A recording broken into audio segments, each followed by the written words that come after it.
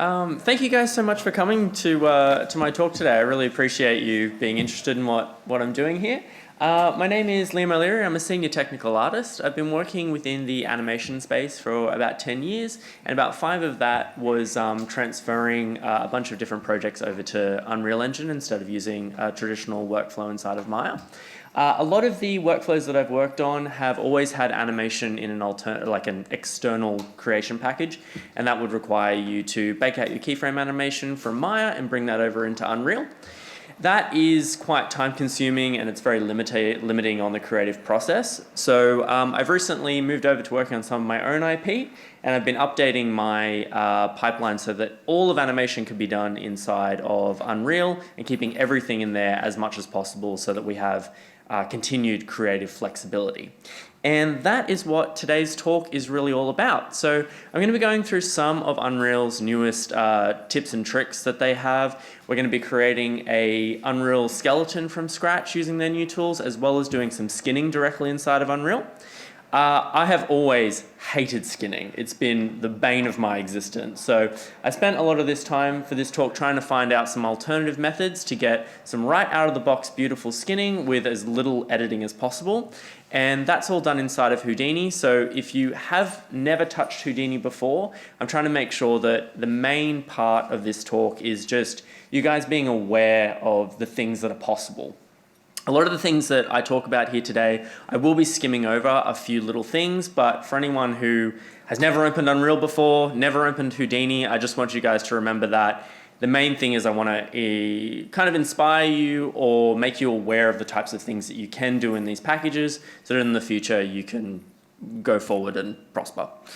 I'll also be showing you a really simple control rig setup. We'll just be doing an IK rig setup and then showing you how to animate with that. And then I'll be showing you a greater form of why this pipeline is so exciting, and how you can be utilizing all of your animation work, all of your rigging work, and utilize those things to create other characters without starting from scratch or being in a situation where things are becoming quite messy, like in a project like Maya, and being locked off to certain setups that you already have. So the characters that we're going to be looking at today are these 2 characters that I've created. He looks like a penguin, I've been told recently, but he's supposed to be an owl. And there is also this little dragon here. 2 very similar but also quite different characters at the same time. Both of these characters have been completely animated in Unreal, and I wanted these guys to be a use case because they're very squishy, they're very blobby. And previously working in animation, characters like this have been quite difficult because their polys, there's no smoothing, but I've tried to make sure that these are the best use cases to show you how to achieve those for your games. So how do we begin this? First of all, we need to be enabling the skinning mesh editing tools to start creating our skeleton from scratch. I want to point out that this is a beta tool, and there are a few things in here that may not be production ready, and I will be highlighting those for you so that you know about those landmines when you get in here. But honestly, it is a pretty well polished tool, but there are a few things that you need to take into consideration. So to begin with, you can create any skeletal mesh from a static mesh itself, and you just need to right click your static mesh and go to convert to skeletal mesh. And now this is something that I prepared earlier, and we will be going through how you can create this as well. But this is the interface for creating a skeletal mesh. It looks very similar to just your general skeletal mesh viewing window, but there's just one difference, which is up the top left here. We've got a few different options, which is the edit skeletal mesh option and skin binding option. And those are the 2 that we're going to be going through for this little portion of the talk. So the first one, the skeleton, is to edit your skeleton or create the skeleton. And the second option here is your ability to bind the skin and then edit those skin weights. So let's start from the very beginning, which is creating the skeleton itself. So there's 2 ways you can create a skeleton. The first one is to add points, basically. So you can click all over your character, place your bones wherever you like, Personally, I like to use the edit mode, which is more of a process of copying and pasting your joints, like you can see that I'm doing on the right here, renaming them, parenting them how you'd like, and then moving down the chain. That way you can go all the way up to the body, go over to the right, make your shoulders. That's my personal way of creating skeletons, but you can, add them wherever you like. So, a couple tips and tricks with working in this method. If you have a bunch of bones that are parented to each other, you can shift select all of your bones, hit F2, and then you can add just a couple hashes in the front, and Unreal will automatically name all of those bones for you. In the same way, you can shift select all of your bones, hit F2, and you can add a prefix or a suffix, or actually anything you'd like, and it will it'll add that suffix or prefix to your bones for you. Now, what's very cool about this is it's a really important method for mirroring your joints. So when we're mirroring our joints, we need to be telling Unreal what our right side of our body is and what the left side of our body is. And that's why the previous tip is so important. So over on the left, we need to be in the Edit tab, and we can put an underscore left, underscore right, just to tell Unreal which is the left side of the body, which is the right side of the body. And then we hit mirror, and you can see over on the right side of my nice little visualizer here that we then get all of our wings duplicated over the side. Very basic stuff that you get in any digital content creation package, but it's just nice to know all of these types of features are now available in Unreal. The next tip is if you're wanting to move your bones around, sometimes you might think that you can just shift select all of your bones and move them. It's not going to work. That generally never works because it's going to be multiplying each bone as you move them. But to do this in Unreal, it's a little bit sneaky. You want to select your first bone, your first parent bone rather, and just turn on the update children, and then that will allow you to move all of the bones at once.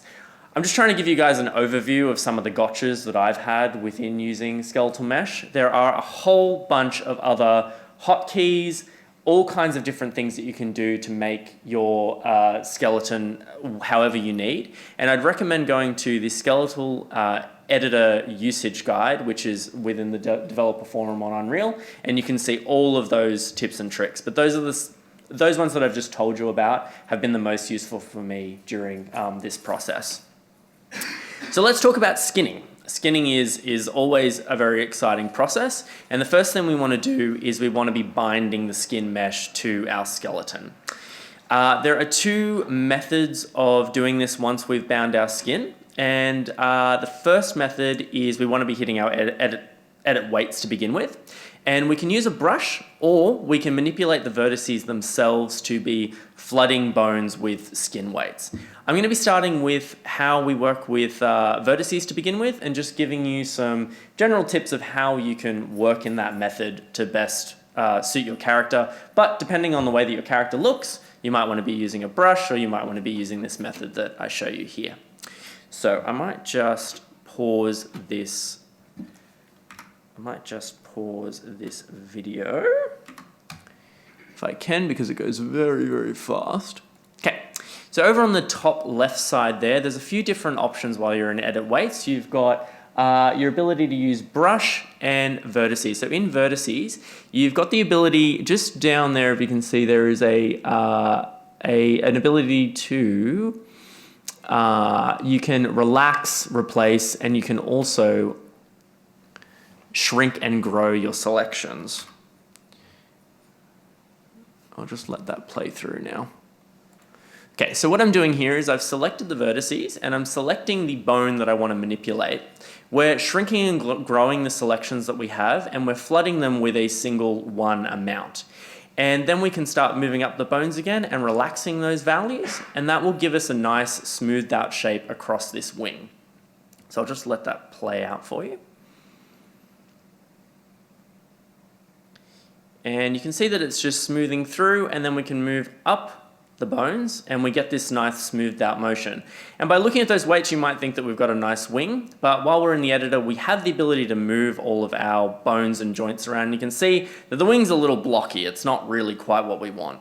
But we can select each of our bones, and we can go through and relax all of those to get a much better looking wing. And this is a method that might work for your characters, but it's not always the best option. So So then we get a much nicer looking wing. So the other tip that you'd like to know inside of vertices is we can select our vertices and then see what skin weights we have on them. So in this example, I've selected the wing there, and there's no reason why the chest should have any control over those bones at all, so you can zero all of those out. A warning for this though is that those weights need to go somewhere, and in Unreal they're going to send them directly to the root bones, so you'll need to redistribute those. And this is when skinning can sometimes become a little bit overwhelming because you're then moving your character in different ways. Points are going in places you're not really after. That is still something that you need to have some kind of workflow to manage, but that's kind of where we're at the moment. Now I'm going to be showing you guys how to set up a really simple control rig, so I'm jumping a little bit ahead here. But in this example, I'm just creating a stress test animation. And this is going to allow us to go back into the skinning method so that we can start moving through our character and smoothing out any of the joints that might be having issues. So once I've created this animation, I can save that out as an animation file. And then we can move back over to our skinning and use a preview animation. So I can just select preview, select the animation that I created in the sequencer. Again, we will be going back to that so I can show you how to do that properly. But you can scrub through the animation, pause on whatever frame you'd like, and you can start painting or relaxing whatever is needed in that moment. So for this example, I've just noticed that my character's head is a bit off, his face is a little bit off. So I can go through and paint and relax out those areas as needed by selecting the joint and then just smoothing those out. One of the caveats with working and skinning inside of Unreal, and again, it is a beta tool at this time, the biggest thing that I found is that mirroring is a little bit janky and it can ruin your day. The way that it is supposed to work is that if you select your whatever verts you want to be mirroring over to, you can just make your edits on one side, select the verts for the other, and then mirror over. In my experience, this can sometimes not work exactly how you would expect, and it can be a little bit janky, but it is part of the tool that will, I'm sure, be updated in the future. So let's talk about some of the other alternative skinning methods for your characters to get a much better deformed rig. So the first thing we want to do is if you have created your skeletal mesh inside of Unreal, you can right click and go Asset Actions and Export. And this is going to give you your rig, your bones and also your geometry as well. Now, Houdini, please don't be afraid of the node network. So I'm going to be going through some of these individually for you, and I've kind of tried to break it down as simple as I possibly can. Just to start with this, the very top nodes that we're going to be looking at in that little red box, that is a completely optional method for bringing in your geometry and your skeletons. You could have created your skeleton inside of Houdini straight away, or you could have made it in Maya or Blender, brought it in as an FBX, and then followed these steps as we go through. So this is the import phase. So again, just like I said, you could have created your skeleton all inside of Houdini. You could have created it wherever you like. In this example, I have brought in a skeletal mesh on the left side here, and I brought another skeletal mesh on the right side. Now that's just because when I've exported out of Unreal, it has triangulated my mesh, and I don't want that. So I'm bringing in the original one so it's all quadrulated, and then I'm using the skeletal mesh from Unreal. Go back up. Okay, so the next is the actual skinning process. So the skinning process inside of Unreal, I'm bringing in the rig over and I'm doing a bone capture, and I'm moving that into what's known as a tet conform. There are two nodes that are very similar. There's a tet conform and there is an alternative which is a tet embed. And what this is it's the ability to take a single mesh and we make a tetrahedral version of the mesh. And I'll show you what an example of that is on the next slide, but it's basically you grab your mesh and you fill it with a bunch of triangles. And what that allows Houdini to do is more accurately figure out how many weights you should be applying to the geometry around your character. And right out of the box, you get a much better skinning base to start with than anything I've ever experienced. Once we have tetrahedralized our mesh, we can then move over to a bone capture harmonic, which is a really cool way of saying bind my skin. Okay, and then once we have bound our skin, we want to have the ability to paint our weights. And again, I know I'm just going through node by node here. I just want to be really, really transparent with this setup. But the capture layer paint allows you to then paint your values to your bones. And then we move through, and I've just done some, again, this is just for transparency's sake, I've done some UV layout work here. I've set up my materials so that Unreal can read those correctly. And then as we move down our node network, we're going to start moving into our blend shapes. And later on, I'm going to do a callback to this. But this is just kind of what a blend shape setup will look like in Houdini. So it does look a little bit confronting, but it's relatively straightforward. All of those nulls that you see are just bringing in the geometry, and all of the nodes that have edit on them are just some very simple edits that have happened. So the edit on the far left makes my character looks like he's got an like making an ouch face, which I'll show you on the next slide, and then so on. And then we can use that information to bring all of our blend shapes or our morph targets into a merge and export out our FBX character, new rig, and geometry. So just a couple things. This is just what I was explaining in the last slide. My original character out of Unreal was all triangulated, so then the other one is quadrilated. Now this is what I was talking about by the tetrahedralized mesh. It's just full of a bunch of triangles. But once you bind your skin to the mesh, all of that will be removed and it will just take all the skinning information that it needed at that time. This is what the capture layer paint looks like. Now in a typical skin, when you're skinning your mesh in any program, you'll be moving down through every single bone, seeing what those weights are, painting them as you need.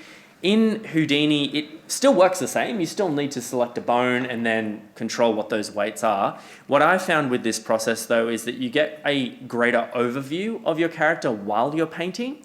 So when you're painting the base, which I'll just show you on the next slide in one of the other slides, while you're painting your weights of your character, you get this great overview of what's happening. So there's no real surprises. If you move one of your limbs, it's going to move the way that you're expecting as you're painting. You're not suddenly going to get the face following a bone. It doesn't really work in that way. And I can't exactly describe to you why it works in that way, but it is a really cool tool to be using. Now, right out of the box, this is what my character looks like before I do any skin weights whatsoever. And he moves pretty damn well. He gets some really great creases going on. There's right out of the box, this is exactly what I wanted him to look like. There's just a few little things that I'd like to fix up. And some of those are when we go into our painting mode, I'd really like his base to just stay on the root bone. I want to be controlling any motion there with some blend shapes. And it works exactly like you'd expect. So I'm painting all the values directly to that bone. I'm starting to smooth those out. And just as I described before, you're not going to get any nasty surprises when you move any other bones that it's pulling across. It doesn't work in that way. So we get those nice kind of places just as I wanted. So once we have finished all of our skinning information, we then have an FBX character output. There's three output options here. The first one is your geometry that you're exporting. The second one is your skeletal mesh, and there is a last node there which allows you to export out any character animation that you've done in Houdini, which we won't be doing for this example.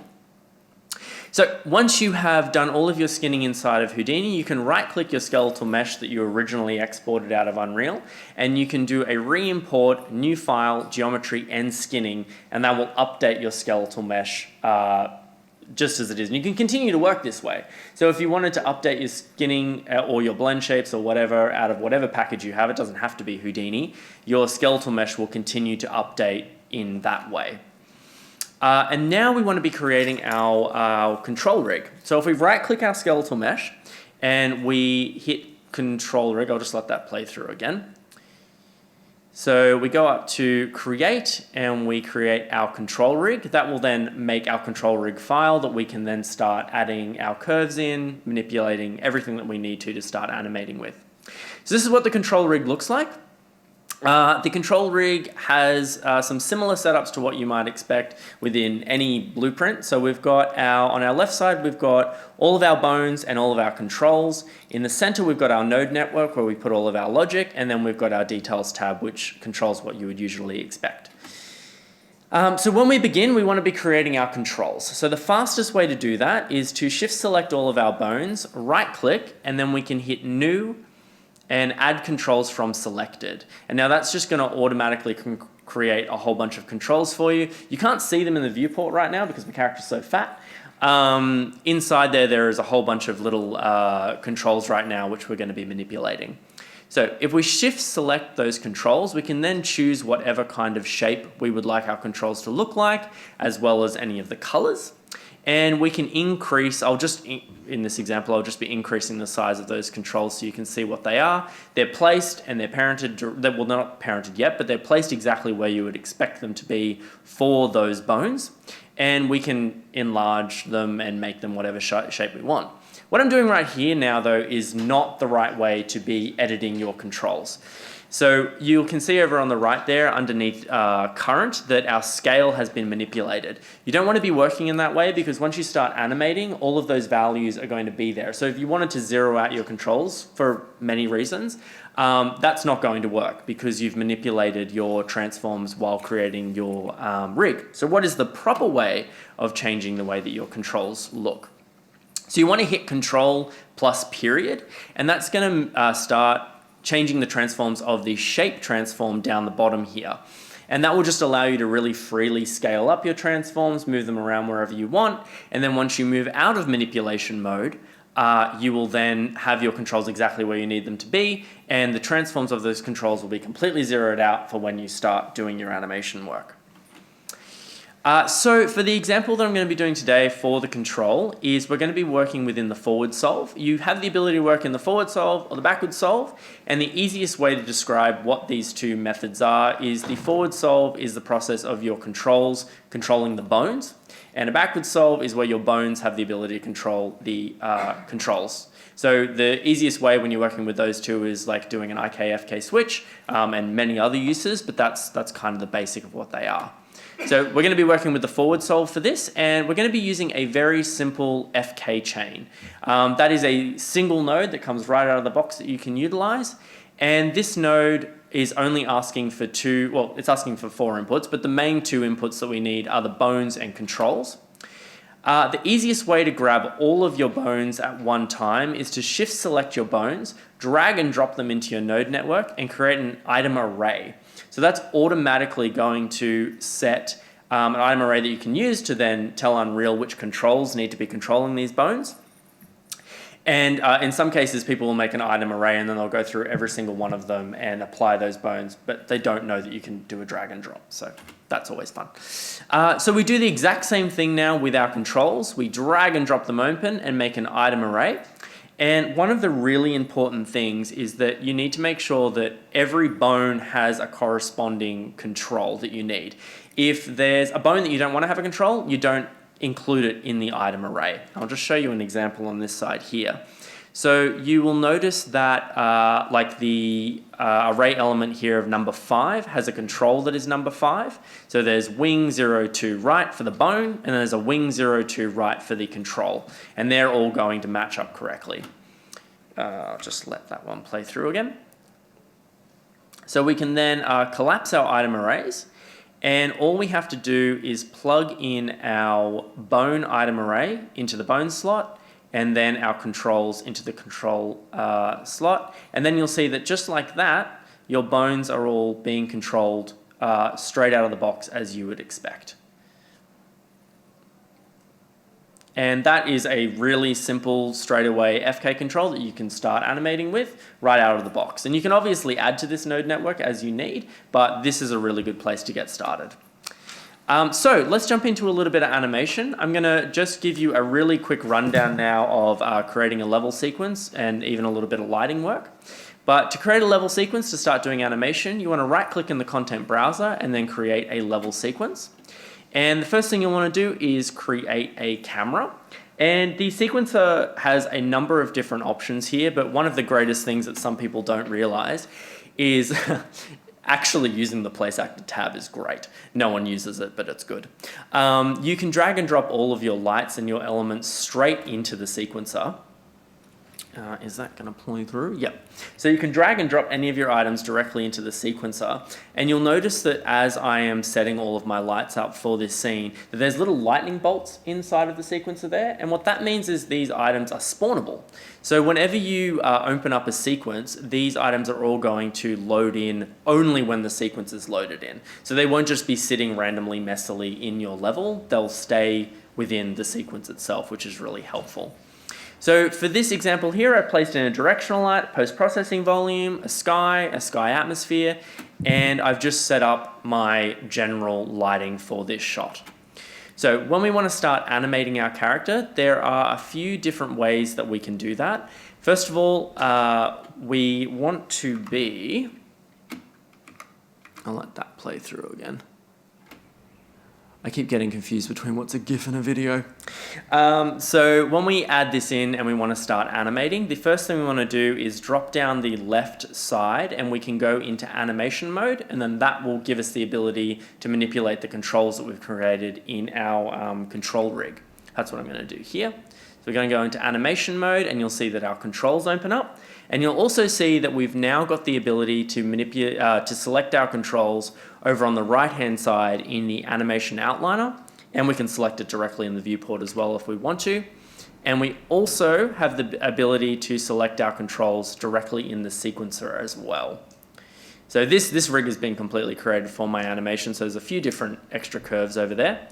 But we can then see, we can select all of our controls in the sequencer as well. So when you're animating in the sequencer, we can go through and select them in the viewport, move them wherever we need them to go. You can then hit S, which is quite similar to other animating programs, and that will put down a keyframe. And we can also turn on that little key that I've just clicked over here, that's blue, and it will, whenever you manipulate a curve, it will automatically put down a keyframe for you. One of the greatest tools that we have is you do also have the ability to edit your curves in Unreal. So there is a little curve icon that's just above my time slider there. If you select that, you'll then move over into our control curves. And the control curves allow you to do a number of different things. It gives you a lot of insights into what curves might be getting in your way with anything being really janky. But you also have the ability to retime a lot of your animation as well, which is a fantastic tool. So you can select whatever range you'd like, and then you can update your timing basically, which is, it's a much better way than like moving points around all inside of the sequence so you can stretch things out. This is a pretty simple thing, a very similar thing to what Maya has as well, but just so you're aware, these tools are also available in Unreal. And this is just a greater example of what the retime tool can do, just because it's something that when I'm animating, I use quite regularly. So this is an example of where I was at with this animation, and it's purposefully bad. We can see here that there's not a lot of squash and stretch going on here, and that would be something that I'd really like to add. So now that I've got my skeleton inside of Unreal, do I have the ability to continue going back and forth from an external package to add blend shapes in? I absolutely do. So back over in Houdini here, we can see that I have a ton of different blend shapes. He's closing his eyes, we've got a bunch of body rolls that I want to use, so when he goes up, I want to be animating that blend shape. When he comes down, I want to be using a different one. And you can also do the exact same process in Maya as well if you'd like to, or inside of Blender. Either process is fine. This is just what I preferred to do for this example. So once I've created my blend shapes, we want to have an ability to manipulate those. The first thing we want to do is re-import our skeleton once again. So we can right-click our skeletal mesh, re-import with new file, geometry and skinning weights. And once we've done that, inside of our skeletal mesh, we'll have the abilities to have a look at all of our morph targets that have come in. So now that they've come in, we need an ability to access those inside of our control rig. So how we do that is we go back over into our control rig and we add a new curve so that we can add in some additional curves that will allow us to have access to the blend shapes. You can create a curve inside of control rig and then move that around wherever you'd like, so you can have an actual face rig that sits next to your character. In this example, I haven't done that. But once we have our initial control curve, we want to be creating one other. I'm just going to let that play through so it comes up. We right click, create a new control, and we then want to be converting that control over to a animation channel. And we're then going to be using that animation channel to access the control curve. So this is essentially what the node network will look like. You can create a sequence, and down the bottom we'll have our FK chain there, and then we can branch that out to start controlling our morph targets. So we add down a node that is a set curve value, which you can see that just there I've added the body round channel, and then there is a set float channel, which is the control curve that I have created. And this is just a GIF of how that creates. So you can hit tab, create a sequence, add the forward solve into the execute pin, then drag in our FK chain, drag and drop, get our animation channel, and then we can search for our morph target.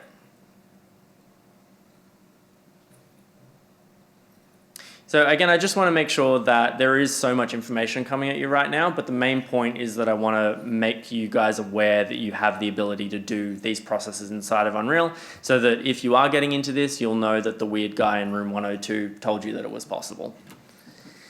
Okay, so now that we're back in the sequencer, you can see over in our animation outliner that we now have all of these item channels. So I've got blink, body round, body roll, and we can then activate those blend shapes and make them animatable inside of the sequencer.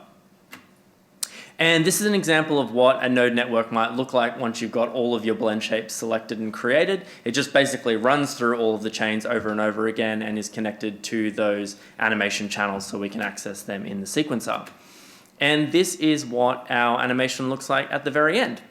So I've spent a lot of time creating my control rig. I've spent a lot of time animating this character, and we don't really want to be doing that over and over again. In a lot of cases with your games or your cinematics that you're doing, you want to be reusing as much as you possibly can.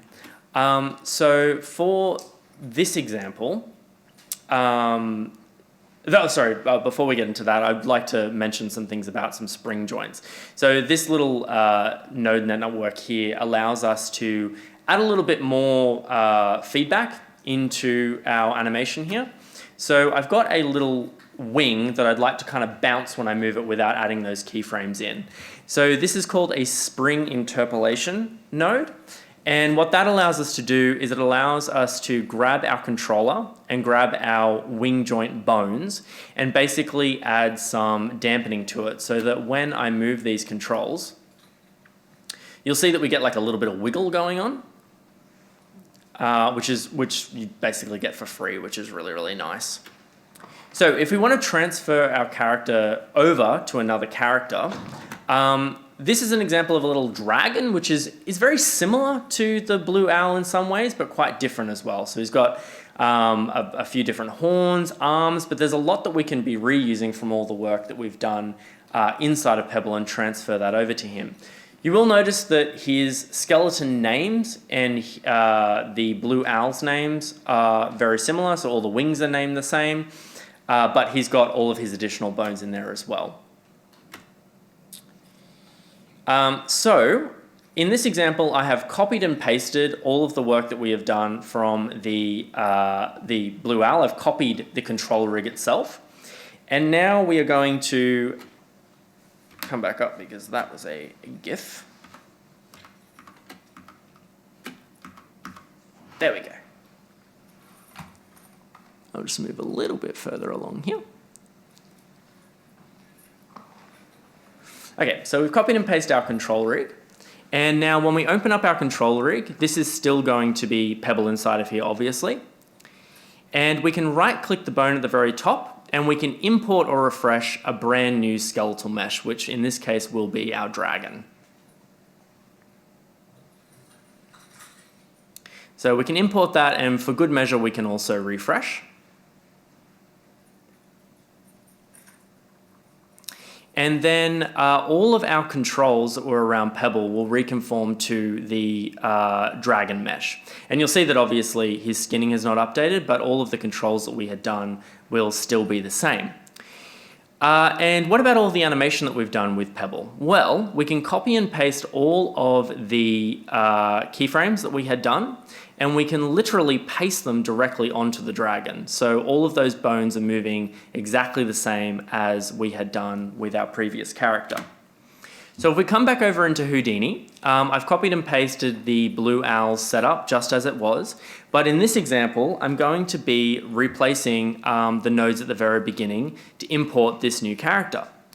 If we come down to the blend shapes that we had done, all of these edits have then been changed and manipulated to be, they're keeping the same name as the owl, but they're being changed for this character. So you can see that he's still got all of the body round, the body squish, everything that we need, and then he's being exported as well. And the key thing here is that we're keeping all of the names identical. So we've saved out our character, and he's now got all of the same morph targets that Pebble had, and we're re-importing our character back in again. And you can see that without doing anything at all, our character has updated directly over because all of his names were the same. So we're getting that blend shape animation directly out of the box to get the same squash and stretch, and even his eyes are animating the same as Pebble's was. Now there's a few issues with this animation. You'll see that the wings are all falling down incorrectly, and there's a few extra bits and bobs that I might want to do. His arms are not animating right now, and his tail's not animating. The wing was a little bit broken, and all we have to do to update the wing was to move those controls where they were. So we went over into the manipulation mode. Is that going to let me fast forward through? I do apologize, we'll have to watch that through again. So his wings are moving just a little bit down below, and to update that, we go into manipulation mode inside of the control curves again, move those controls where they need to be for him, and that's the simplest fix for this animation. We don't need to be reanimating those wings at all. And you'll see that just like that, his wings are completely fixed. And just like I was doing with the wings, I wanted to add a little bit of a spring joint to his tail. So I've added a few of those extra nodes, and just like that, we've got this really easy, free tail floating around with the animations. And I've done the same with the arms as well, so they've got just a little bit of wiggle in them. And then just like that, we have a whole new character set up that we can save out. So if we right click and we create a new baked animation, we then have our brand new animation asset that's ready to be used. And you can do this over and over again with new characters that are slightly different, slightly similar, and you can just keep reworking in that way. And that is all I've got for you. I know that was a lot of information, but I hope that you've got some inspiration out of this kind of method, and you can use that for your games moving forward. So thank you, guys.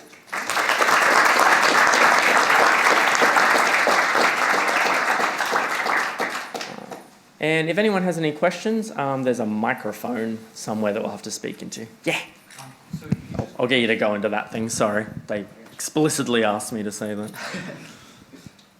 You just said at the end that you can bake out the animation. Yep. Is that baking all the animation from the control rig into the bones, or is it baking control rig animation? So in that example, baking was probably the wrong word to use. You're saving out the character animation to an animation file itself, which is then used inside of Unreal. To actually bake the keyframes out, you'd be right-clicking that animation file, and on the export of the animation files, like if you wanted an FBX, you can choose to bake those keyframes so that if you wanted to go over into an external package, all of that animation would be saved, including your spring joint animations that you had done. Yeah. So you'd be saving all that. And can you easily remove all the control rig information?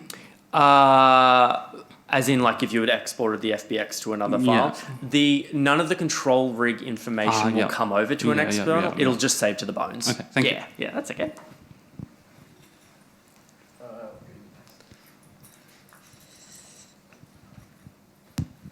I do apologize if you went over this at the beginning. However, what advantages would animating in Engine be compared to animating in like Maya or a Blender? Yeah, the biggest thing is that all of the animation work that you're doing is inside of Engine. So even though in this example we were doing a lot of back and forth with the creation of the characters themselves, having everything inside of Engine allows you to see everything a lot quicker. It allows you to put your characters inside of your game world straight away and see how they look. And when you're animating inside the sequence as well, you can export out an animation file separately, but you can also make a live link animation file. So whenever you're updating your animation, like your run cycle, your jump animation, anything, you can export out, you can tell the sequencer to link back to the animation file. So as you're animating, you save it out, and then when you run your game, your animation will automatically be updated. So you're stepping out a whole other step there, and you're also able to do a lot more like lighting previews and everything and see your animation as it's building. The other added advantage of that as well is if you're on a source control method like Perforce and everyone's just on just working inside of Unreal, you're just consistently being more collaborative and more creative rather than being in external packages. So there's a lot of benefits. So yeah. Start a simple animation in Unreal, bring it over to like Maya or Blender, Yeah. and then like same effect really? You could. I'd probably advise against that, just because if you're animating inside of Unreal, the only way to get the animation out without some heavy tool creation is that your animation that's Unreal is just going to be baked completely to the bones in Maya. So I would suggest the best method for that is to do an either or approach. So you'd either stay animating all inside of Unreal, or you keep to a traditional workflow like animating in Maya or Blender and bringing that over. Yeah. Yeah. In interest of like continuing learning tech art in Unreal, how much value do you place in also learning like procedural animation in Unreal? And do you see that being a valuable thing to learn within that? Yeah, I don't think it's really an either or approach. I think it really comes down to what kind of project you're working on and what would make the most sense at the time. And I do also feel like the procedural animation that's available in Unreal at the moment goes hand in hand to everything that I've spoken here. Everything here is like from a very start to finish frame, making your own rig from nothing. A lot of the procedural stuff that comes in there allows you to kind of jump ahead a little bit, but if you incorporate what we've just looked at here, you'll have greater control over those animations in the future as well. Yeah. Great talk. Thank you so much. No worries. Do you have any intuition or experiences for using these sort of techniques as like game-ready assets? Like, I guess thinking optimization sort of things here. Like, is there things that maybe feel like they wouldn't work as well for in-game, or experience or... Yeah, look, it's a little bit outside of my scope with if there's anything that I've taught here may not be useful on mobile, but in terms of any games that are porting to PC and console, I can't see any issue with that, but there might be some limitations with what platform you're trying to deploy to, but we're just talking bones and blend shapes here, so I can't say professionally if that's the case, but I would wager to think that these things are quite normal practice. Yeah. Yeah. Any other questions? All right. Well, we'll give a round of applause to... Thank you, guys.